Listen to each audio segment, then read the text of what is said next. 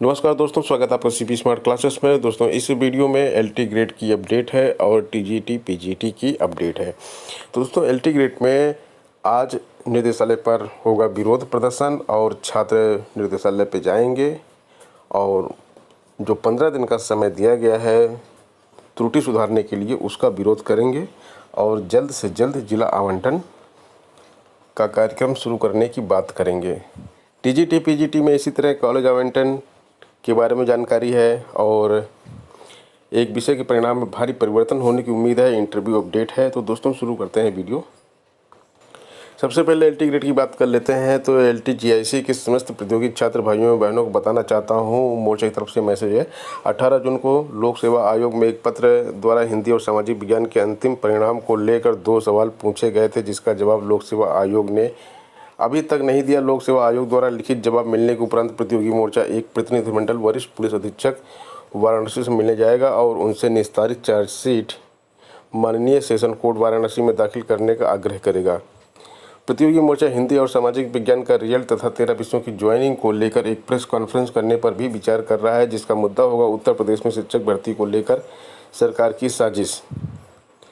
प्रतियोगी मोर्चा social distancing के साथ 2 से 5 की संख्या में लोक सेवा आयोग पर बैनर लेकर हिंदी और सामाजिक विज्ञान के रिजल्ट के लिए प्रदर्शन पर भी विचार कर रहा है।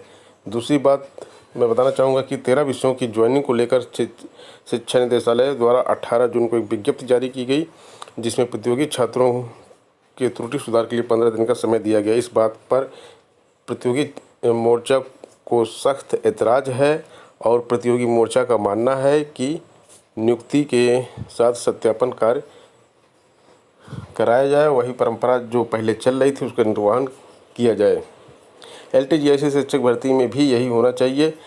इस प्रकार का विज्ञापन नियुक्ति प्रक्रिया में देरी करने की साजिश के साथ किया गया है, जिसका प्रतियोगी मोर्चा कठोर शब्दों में निंदा करता है और इसको लेकर 22 जून को 11 बजे शिक्षा निदेशालय में अपर शिक्षा निदेशक राजकीय अंजना गोयल जी से वार्ता की जाएगी और उनसे यह मांग की जाएगी कि एलटीजीआईसी में विद्यालय चुनाव की प्रक्रिया को गतिमान किया जाए तथा नियुक्ति दी जाए और नियुक्ति के साथ सत्यापन एवं त्रुटि सुधार का कार्य संपन्न कराया जाए, क्योंकि वर्तमान परिस्थितियाँ कोरोना संकट को देखते हुए 15 दिन में त्रुटि सुधार के लिए दिया गया समय नौजवान बेरोजगारों को मानसिक रूप से प्रताड़ित कर रहा है।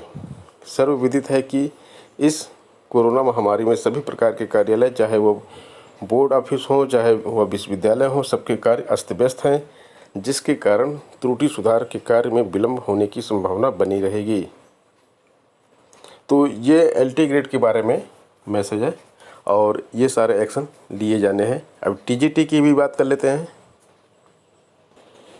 माध्यमिक शिक्षा सेवा चयन बोर्ड के प्रतियोगी छात्रों को अवगत कराना चाहता हूँ कि आदरणीय अध्यक्ष महोदय, माध्यमिक शिक्षा सेवा चयन बोर्ड से फोनिक वार्ता में 2 बातें स्पष्ट की गई हैं। पहली बात ये स्पष्ट की गई है कि चयन बोर्ड के जिन प्रतियोगी छात्रों का अंतिम परिणाम घोषित हो चुका है उनके विद्यालय आवंटन की कार्रवाई गतिमान है।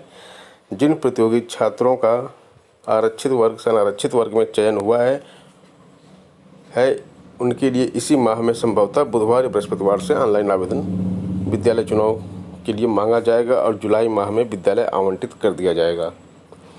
दूसरी बात है टीजीटी शारीरिक शिक्षा फिजिकल एजुकेशन के अंतिम परिणाम में भारांक देने में हुई अनियमितता पर प्रतियोगी मोर्चा द्वारा आपत्ति जताने पर इस बात पर सहमत हुई है कि इस विषय का अंतिम परिणाम अनियमितता को जांचते हुए परिवर्तित किया जाएगा। कुछ अन्य मुद्दों पर भी बात हुई, जैसे सत्कार की तिथि को लेकर उसे बताया गया कि कोरोना संकट को देखते हुए विषय विशेषज्ञों की उपलब्धता अगर सुलभ हो जाती है तो तिथि की घोषणा कर दी जाएगी।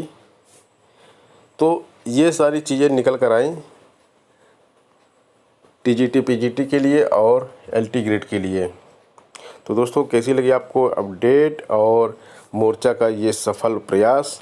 मोर्चा काफ़ी आप लोगों के लिए काफ़ी कुछ कर रहा है, आप लोग साथ दीजिए मोर्चा का। मिलते हैं नेक्स्ट वीडियो में नए अपडेट के साथ। धन्यवाद।